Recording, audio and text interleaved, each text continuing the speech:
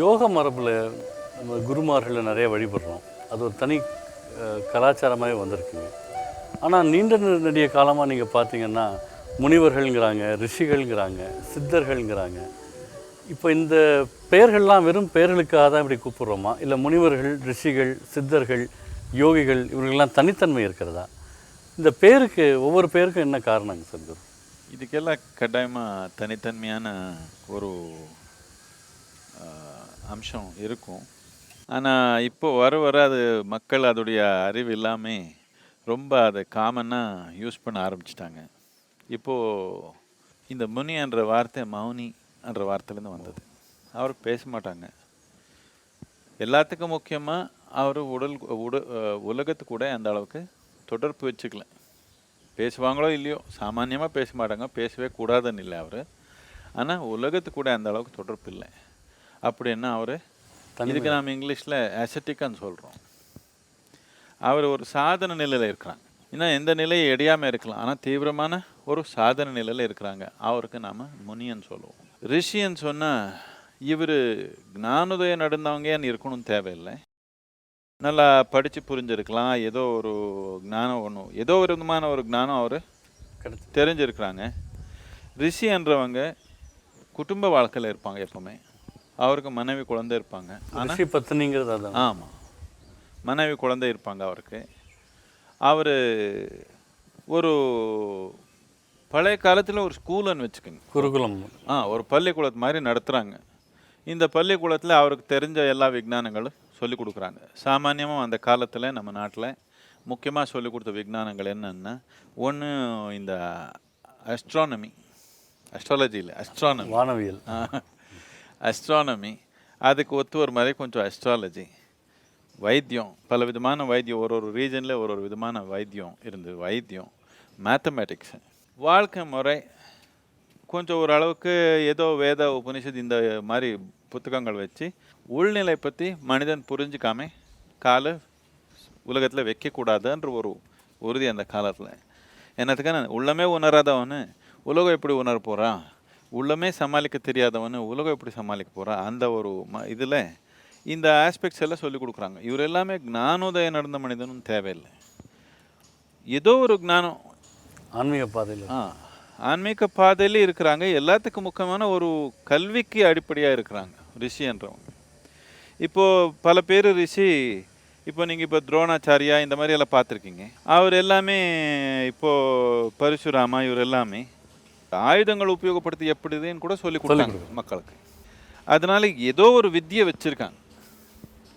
அதில் எந்த வித்தியை இருந்தாலும் நம்ம நாட்டில் ஆன்மீகத்து தொடர்பில்லாத வித்தியை கிடையாது.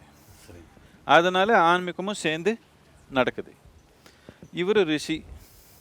சித்தர் என்ற வார்த்தை தமிழில் வந்தது சித்தா என்ற அடிப்படையினால. சித்தான்னா ஏதோ ஒரு உறுதிக்கு வந்திருக்கிறாங்க, ஏதோ ஒரு உறுதியான நிலைக்கு ஒரு நிலை அடைஞ்சிருக்காங்க.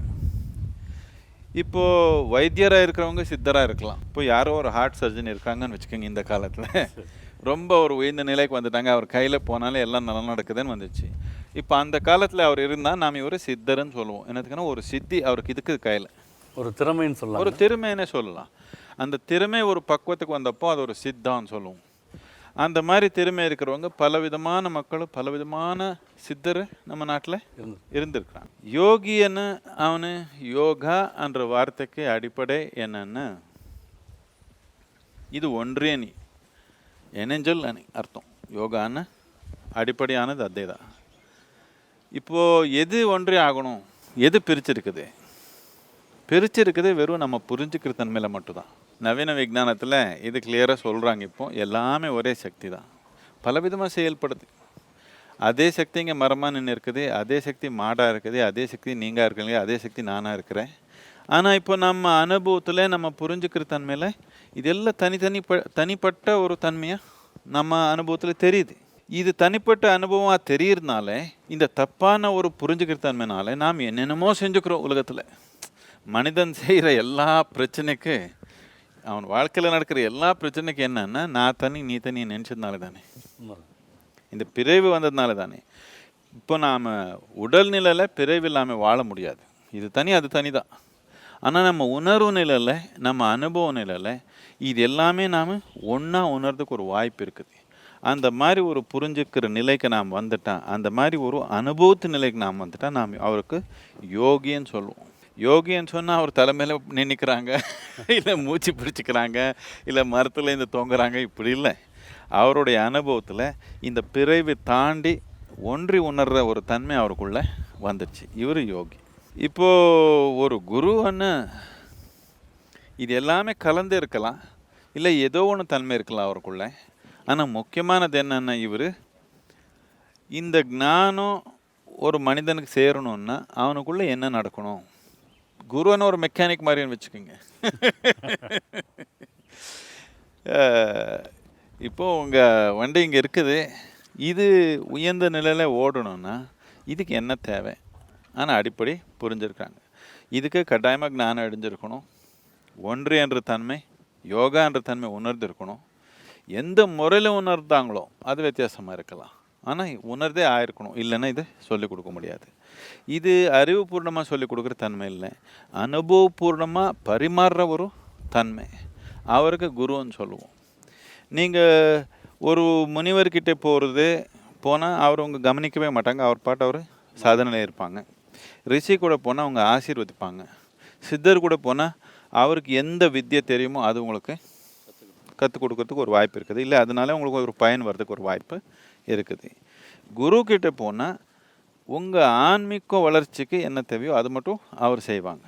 அவர் கூடயும் மித்த வித்தியை இருக்கலாம், அது கூட ஓரளவுக்கு சொல்லிக் கொடுக்கலாம். ஆனால் முக்கியமான அவர் கருத்து என்னென்னா, உங்களுக்கு ஒரு ஞான நிலை கொண்டு வர்றதுக்கு என்ன தடையாக இருக்குதோ அந்த தடை எடுக்கிறதுக்காக அவர் இருக்கிறார்.